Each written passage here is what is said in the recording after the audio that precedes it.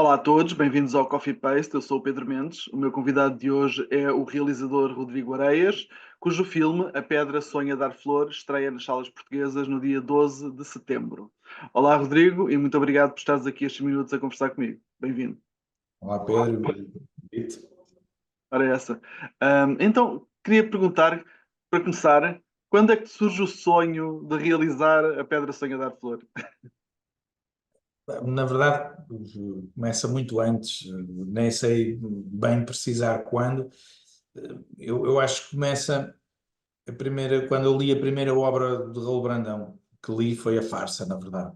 Uhum, E acho que desde então que fui pensando, e quanto mais aprofundei a obra de Raul Brandão, mais ia pensando no desafio que seria fazer uma adaptação deste tipo de obras literárias ao cinema. Na verdade, acabei por começar por pensar ou a desenvolver um projeto documental sobre Raul Brandão, e que depois acabou por se transformar no Hálito Azul, sendo mais uma adaptação algures entre os pescadores e as ilhas desconhecidas, não é? Ou seja, dos livros documentais do autor, para fazer algo também mais próximo do documental. uhum.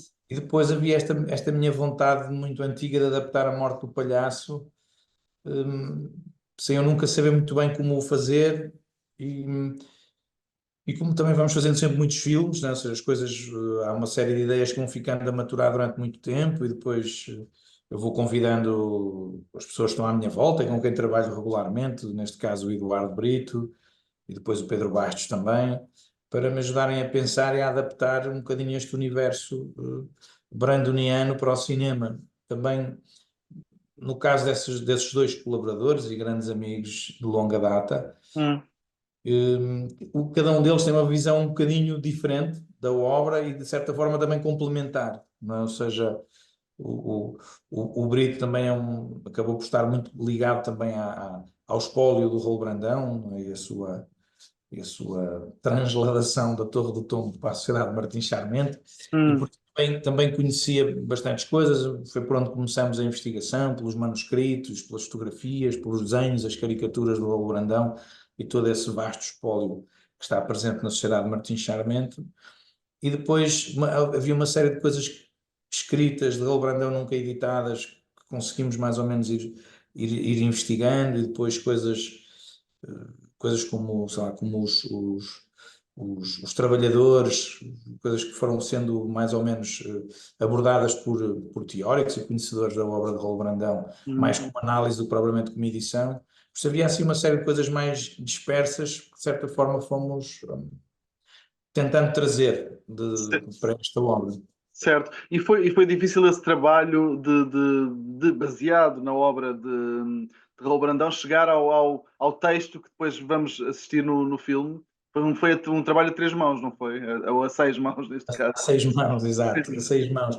Sim, quer dizer, porque na verdade depois na verdade depois havia contributos, né? Ou seja, a ideia era como criar este universo e criá-lo com o mesmo grau de complexidade que tem o próprio livro, não é? O livro é construído de certa forma por camadas, começa com o diário de Capa Maurício, não é? No fundo, há um diário de um escritor que está a escrever uma obra, depois essa obra, não é? Depois não se percebe muito bem quem é que são que personagens do Hum. livro, personagens dentro, não é?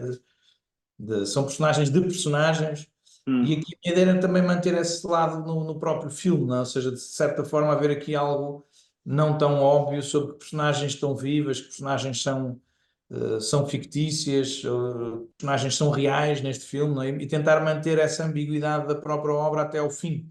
Se quisermos, mantendo o final da obra no filme com a mesma ambiguidade que também está no livro, não é? Portanto, Exato.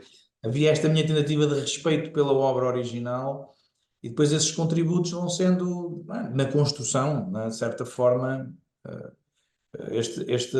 a verdade é que este filme tem duas versões, porque tem a versão filme, que é esta que estamos a ver agora, mas há uma versão série de televisão para a RTP2 que tem três episódios de 50 minutos. Portanto, há uma versão, se quisermos, de 2 horas e meia, que é um bocadinho mais longa, não é? Um bocadinho mais estendida, é quase mais uma hora do que a versão de cinema.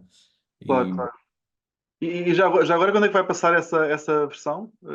Já tens ideia? Quer Não dizer, sabes? por acaso não, ainda não me disseram da RTP, Ok, mas pronto, como é necessariamente depois da estreia em cinema, não é? certo, Portanto, exatamente. não sei se até ao final do ano há previsão da Ok, RTP então, de claro. ir. Para já a prioridade é as pessoas irem de facto ao cinema. Exato. Fala-nos do título que deste ao filme.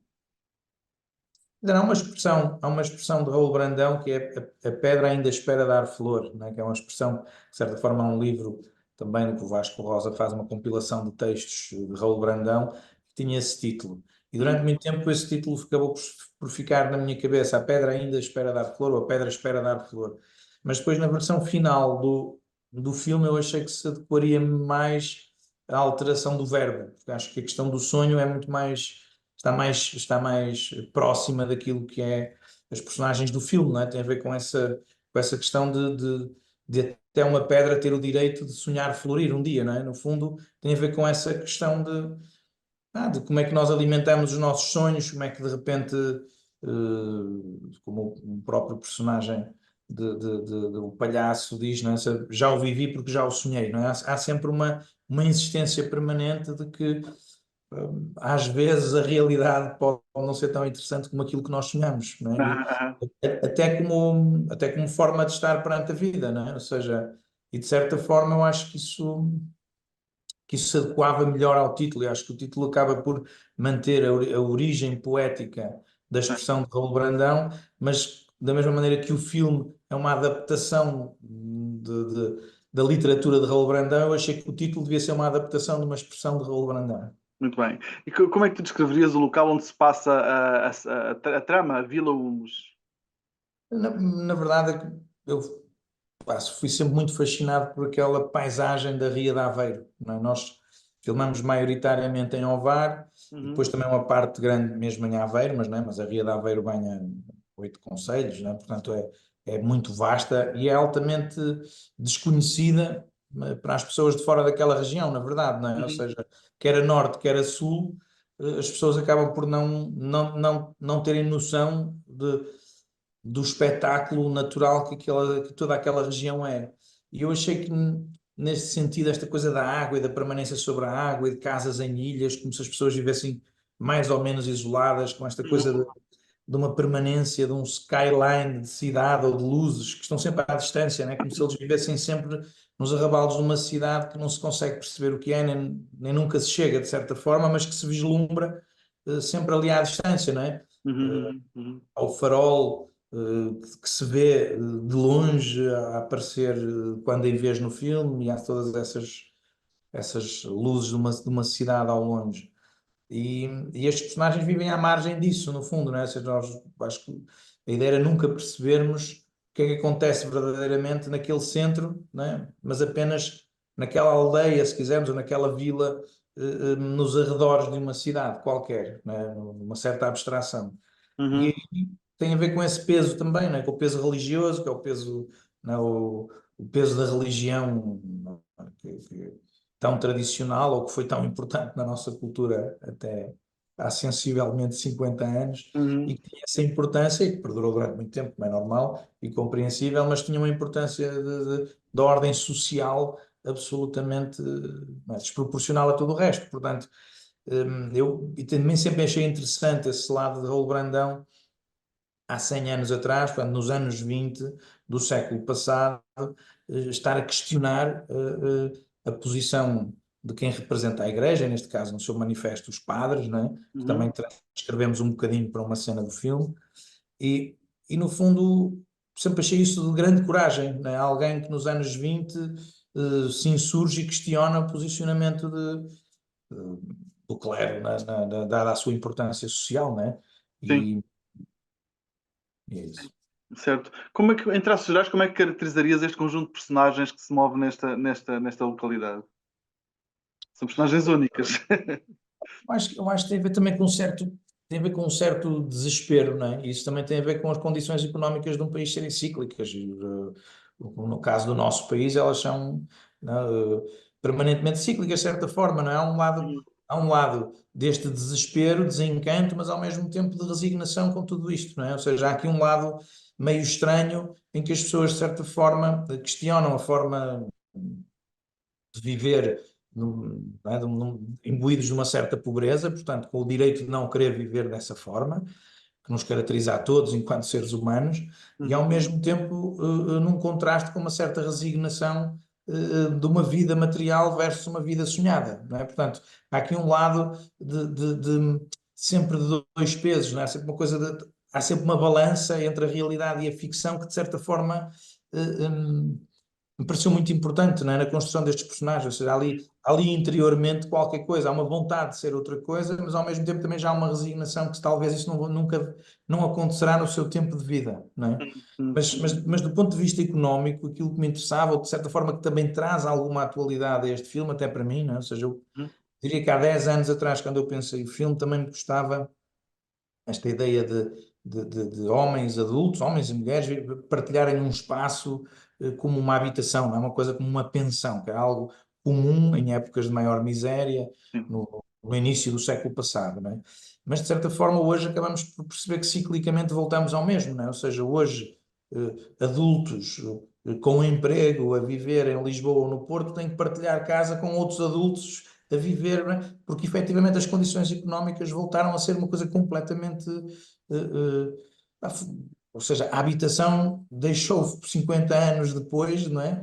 De ser um dado adquirido, não é? Ou seja, é uma coisa muito mais difícil hoje, muito mais complexa, e por isso este texto volta a ter outra atualidade, por infeliz coincidência, não é? Como é óbvio, não é? O infeliz ciclo económico Que- que estamos a viver hoje, não é?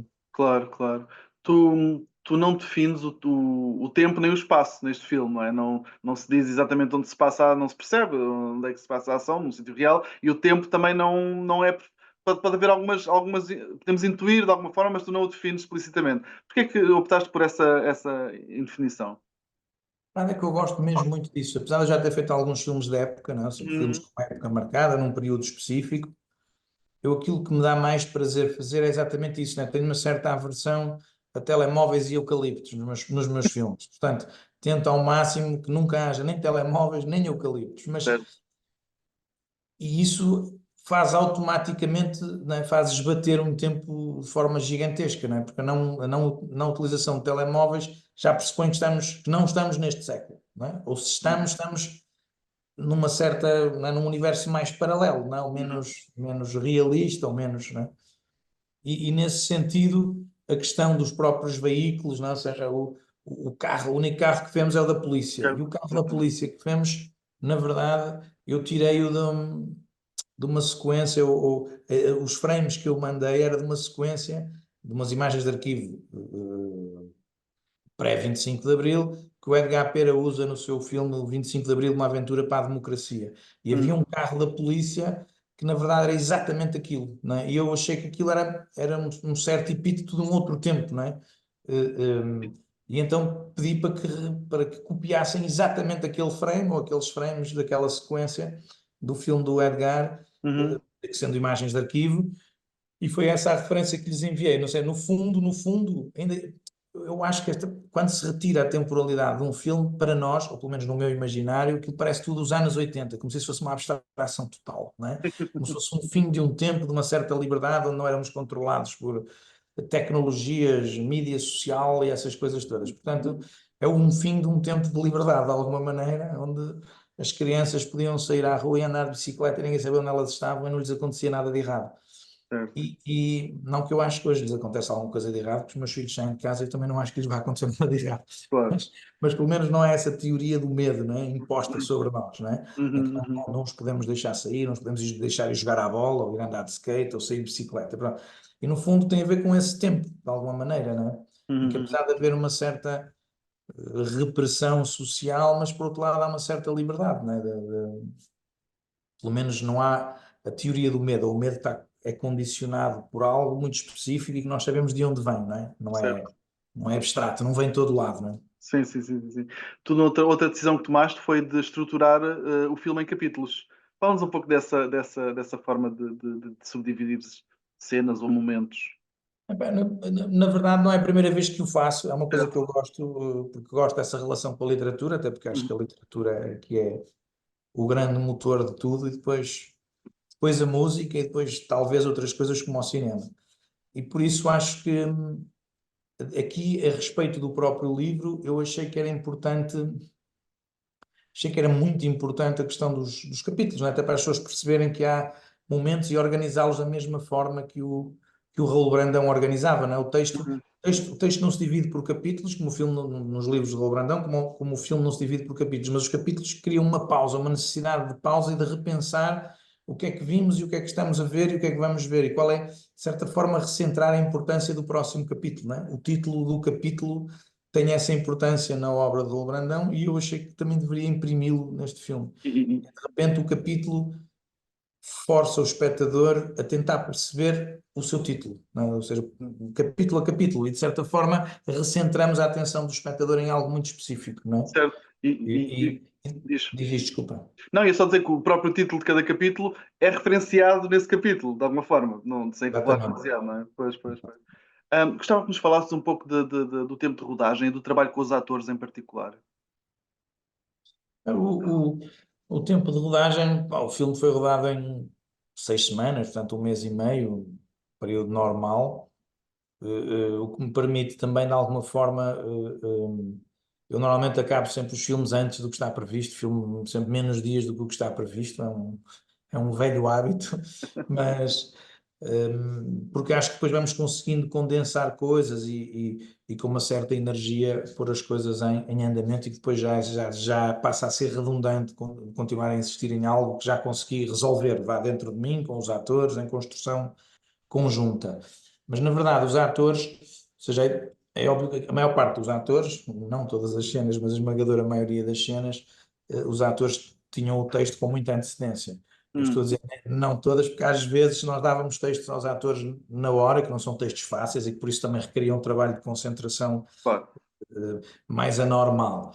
Mas, Uhum, na verdade, a grande parte do texto e do filme foram feitos ensaios de relação, porque para mim, obviamente, o rosto dos atores era muito importante, a forma como diziam o texto era muito importante, sim. as nuances de interpretações diferentes, não é? Ou seja, há uma série de nuances que distinguem cada um dos personagens, era importante termos tido a oportunidade de ler o texto juntos, de ensaiar o texto juntos, e depois filmá-lo de certa forma, também é uma formalidade, mas de procura, não é? De pesquisa, ou seja, em que eu não vou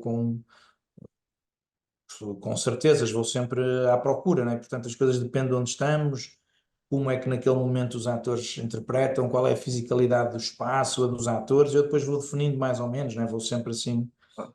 eh, à procura. Neste filme tinha um bocadinho mais de regras do ponto de vista plástico, se quiser, ou seja, em termos de composição, eu Uhum, sabia o que queria fazer, tinha regras que nunca tive, por exemplo, que nunca fiz, em que dizia todos os close-ups são filmados com uma lente de 40 mm a 1,20 m, 1,10 m de altura, a 1,20 m de distância do ator, ou seja, todas as escalas estão que até é uma coisa rara para mim e no meu cinema, uhum, normalmente é sempre mais livre do que isso, mas eu aqui achei por bem também imprimir uma certa gramática no inconsciente do espectador, porque o espectador não vai perceber nada disso, nem eu sei. tem que, mas que no seu inconsciente isso fosse uma gramática que lhe já que permitisse ir percebendo ou antecipando o que é que está a acontecer, não é? No fundo, ajudar dada a densidade do texto, ajudar em termos de gramática cinematográfica para que o espectador pudesse ficar sempre imbuído do mesmo tipo de linguagem, né? E que a fosse absorvendo inconscientemente. Por isso, Bem, aqui em termos de. Sim, mas nem é muito normal eu ter regras quando estou a filmar, mas aqui havia essa. aconteceu. Gostava que nos falasses um pouco da banda sonora do filme, da autoria de Dada Garbeck. Na verdade, o Dada Garbeck, o Rui Sousa, é alguém que eu também conheço. Eu estava há bocado a falar da questão do processo de filmagem. E o processo de filmagem, depois a pós-produção acaba por ter uma série de coincidências, porque tem que ver com a forma de estar e de filmar. Ou seja, no fundo, eu fui fazer este filme com os meus amigos, né? Como gosto de fazer. Às vezes há Uhum, filmes maiores em que isso não é possível, ser apenas os meus amigos, eles também claro, costumam ir, mas claro. há equipas maiores. Aqui tive a oportunidade de conseguir estar concentrado e com uma série de pessoas com quem trabalho regularmente e que por isso é mais fácil criar em coletivo. Uhum, E na pós-produção acaba por surgir a mesma coisa, que é o Dada Garbeck, o Rui Sousa, já tinha trabalhado connosco, com o Pedro Bastos muitas vezes, eles trabalham juntos muitas vezes, por exemplo, e de repente estava a ouvir o terceiro álbum, que era o último na altura, da Garbeck, e que tinha uma série de coisas de influência de música popular, dentro depois de toda aquela sonoridade dos sintetizadores, essa coisa toda, mas com uma índole muito popular que eu gostava muito, e de certa forma convidei por isso, porque achei que seria interessante acrescentar a música dele neste filme. E deu-se a coincidência de que na verdade, a casa dos pais do Rui, onde ele cresceu, né, na sua infância, é colada à Casa do Alto, à quinta de Raul Brandão. Né? E o Rui dizia, pá, eu vivi a minha vida toda ao lado da casa do Raul Brandão. Portanto, eu, de certa forma, conheço muito bem a obra do Raul Brandão, porque isso necessariamente, né, cria uma curiosidade grande em perceber quem é este homem que escreveu a sua obra toda aqui mesmo ao lado onde eu nasci e cresci. Portanto, a primeira vez que ele viu o filme, ele saiu da primeira versão do filme, ainda uma versão não fechada, e ele dizia, pá, isto para mim é fora porque eu conheço estes textos e isto para mim bate de uma maneira muito diferente. Pronto, e quando ele começou a propor as músicas, eu achei que aquela busca do Amentar das Almas, que é uma coisa que eu não conhecia, tenho que ser sincero, ou seja, é uma música tradicional portuguesa do canto aos mortos e que tem desaparecido praticamente no território todo, só na beira baixa que ainda continua a haver, ou e beira alta também um pouco, mas continua a haver, de certa forma, essas tradições mantiveram-se, e que é uma coisa que o Rui domina muito, que são os coros populares e as tradições populares e o seu trabalho com coros, e que eu achei muito interessante que ele tenha trazido para esta banda sonora, que no fundo é como se fossem as vozes dos mortos, não é? Os cantos aos mortos, e ele traz isso para o filme e que traz uma camada muito interessante ao filme. Eu gostei muito da banda sonora, nós estamos a fazer as apresentações, né, ao vivo, em Precisamente. cineconcertos, que eu gosto disso bastante, né? Já tenho feito com muitos dos meus filmes e faço questão de fazer edição dos discos, da banda sonora dos filmes, em vinil, e depois a possibilidade das pessoas verem os músicos a tocar lá ao vivo, acho que também é muito importante, é interessante, chamamos um público diferente, não é? Só o Surdina com o Tó Trips, na verdade, fizemos 26, acho eu, em Portugal. Só em Portugal fizemos 26 cineconcertos. O que, na verdade, representa muito mais gente a ir ver cineconcertos do que ir ver filme no cinema. À época também era difícil, o filme foi o primeiro filme que saiu depois da pandemia, né, quando abriram as salas de cinema, mas independentemente disso, há muito mais gente. Passamos a transformar o cinema num momento irrepetível. E isso eu também gosto, né? E acho que é interessante, e para os espectadores também é interessante. E aqui temos já uma série deles marcados em Portugal e no estrangeiro também, até porque o Festival de São Paulo vai fazer um foco com 3 cineconcertos de filmes meus, que é A Pedra da Sonha Dar Flor, O Pior Homem de Londres e o Surdina, na verdade. Portanto, vamos a São Paulo fazer os 3 cineconcertos também, antes dos filmes serem lançados no Brasil, que também vão ter distribuição comercial no Brasil. Claro. E pronto, quer dizer, no fundo eu acho que é um acréscimo interessante Sem dúvida. à forma de ver cinema, mas se quiseres também tem a ver com a minha relação com a música e com os músicos. Sim, sim, sim, sim, sim, sem dúvida. Olha, tu nas tuas notas de intenções escreves que pensaste este filme de forma escura. Queres falar um pouco sobre isto? Eu acho que na verdade tem a ver com duas coisas. Uma é que eu tento não fazer filmes só de noite, porque isso rebenta comigo. Eu sou alguém do primeiro turno, portanto acordo normalmente entre as 6h30 e as 7 da manhã todos os dias, e depois tenho alguma dificuldade em fazer filmes só de noite. O Pior Homem de Londres, na verdade, acabou por ser de muitas noites, e isso traz uma dificuldade grande, quer dizer que eu tive quase 2 meses em que não dormia, pura e simplesmente porque dormia 2, 3 horas por noite durante 2 meses, o que depois, pronto, causa alguns problemas. Mas na verdade, aqui na Pedra eu pensei isto de forma sombria, mas depois quis transformar isso não de forma tão literal, mas sim em tudo aquilo que representávamos, não é? Ou seja, trabalhar esse princípio sobre a luz e a sombra, mas não de forma expressionista, se quiseres, na iluminação, ou como já tinha feito no Ornamento e Crime, por exemplo, não é? Ou seja, mas aqui, de certa forma, fazê-lo mais por aquilo que pomos à frente da câmara e menos com a linguagem da iluminação, portanto, ou da luz, não é? Mas sim trabalhar essa luz e sombra de forma um bocadinho mais mais metafórica, não é? Não tão literal do ponto de vista visual, mas mais do texto, mais da forma de estar dos atores, da representação, da cenografia, do guarda-roupa e menos da luz. Pronto, isso foi uma decisão também um bocadinho discutida, como normalmente, não é? Como tenho a oportunidade de o fazer com o Jorge Quintela, porque somos amigos de longa data e por isso normalmente é ele que faz a fotografia dos meus filmes, Uhum. praticamente todos, e por isso temos tempo para discutir, não é? Às vezes é mais visual, como o Pior Homem de Londres, é discutir sobre a pintura, sobre a luz nos pré-rafaelitas, e aqui é mais sobre literatura, não é? No fundo, ao discutir luz, estamos a discutir mais sobre literatura do que propriamente sobre algo mais visual, não é? Ou seja, no fundo, tem a ver com a base do que é que me motiva para fazer um filme, não é? Se no Pior Homem de Londres era a pintura, aqui é claramente a literatura, por isso não queria impor visualmente nada, não é? Queria que fosse a palavra que impusesse tudo o resto. E Uhum. nesse Uhum. sentido, é mais escuro nesse sentido, não é? Certo. A vida é uma quimera? Eu acho, eu acho que, na verdade, do ponto de vista, eu não sinto que a vida seja uma quimera do mesmo ponto de vista que o protagonista deste filme. Felizmente para mim, pelo Hum. menos. Felizmente para mim.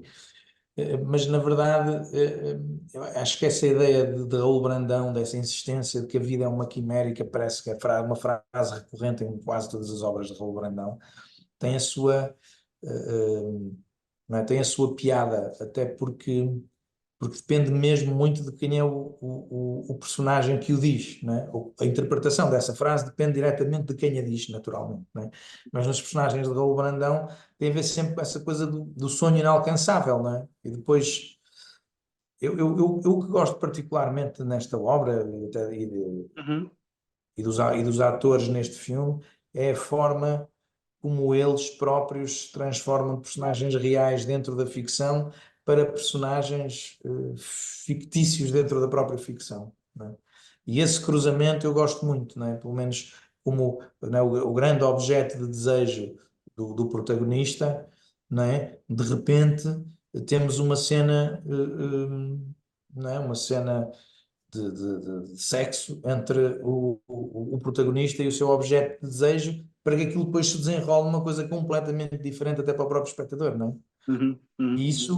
E isso para mim também é muito interessante, até na pesquisa, na procura, a Liliana Garcia, enquanto trapezista, bailarina, acaba por interpretar e dizer esse bocadinho de texto, não é? Que é o Uhum. único momento de texto que ela tem no filme Pois. todo, pá, com uma intensidade que eu achei absolutamente espetacular, não é? Para alguém que não é atriz nesse sentido, não é? E aquilo, pá, aquilo ganha uma dimensão, não é? Em que dois personagens estão nus a dizer um texto um ao outro de forma hiper intensa, hiper filosófica, não é? E de repente o encaixar esses textos em momentos de realidade dura destas transforma a vida numa quimera.